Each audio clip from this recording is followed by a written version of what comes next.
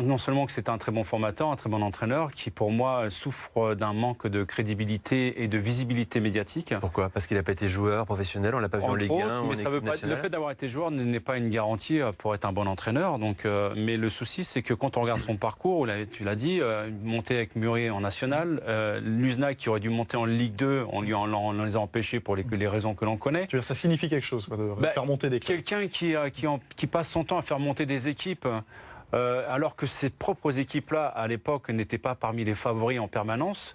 Au bout d'un moment, je veux bien que ça arrive une fois, deux fois, mais quand ça arrive constamment, c'est plus une surprise. Donc c'est la marque à la fois d'un travail acharné, mais également d'une humilité, parce que la cohésion autour d'un projet, c'est l'entraîneur qui l'incarne, et s'il n'arrive pas à adhérer tous ses joueurs autour... Et pour toi, il a autant de mérite je pose la question, qu'un Jardim qui a fait grandir Monaco, qu'un Emery au PSG. Je me posais la question tout à l'heure, est-ce que Unai Emery a plus de mérite à gérer un vestiaire qui coûte des centaines de millions d'euros, avec les objectifs incroyables qu'a le PSG cette année, ou est-ce que le mérite, on revient à des formateurs qui ont plus l'âme de formateurs, d'éducateurs, qui puissent faire monter des équipes qu'on ne parle jamais, mais qui arrivent à faire son bout de chemin à chaque fois. Quand je vois ce qu'il arrive, c'est deux travails complètement différents. Quand il était passé dans le vestiaire, je lui avais dit, pas sur le ton de la boutade, mais presque, est-ce que tu n'as pas le sentiment de terminer le travail que tu avais commencé avec Luznac ?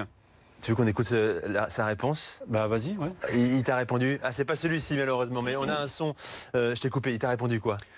Bah moi, il m'a répondu oui, qu'il avait le sentiment justement qu'on lui avait coupé un peu les ailes sur Luznac, avec l'envol qu'il avait fait avec Luznac. Il espérait vraiment arriver dans le milieu professionnel avec ses joueurs. Et quelque part, quand je vois ce qu'il est arrivé à faire avec Amiens, qui était dans la même catégorie que Luznac, et en l'espace de 18 mois, ils arrivent en Ligue 1.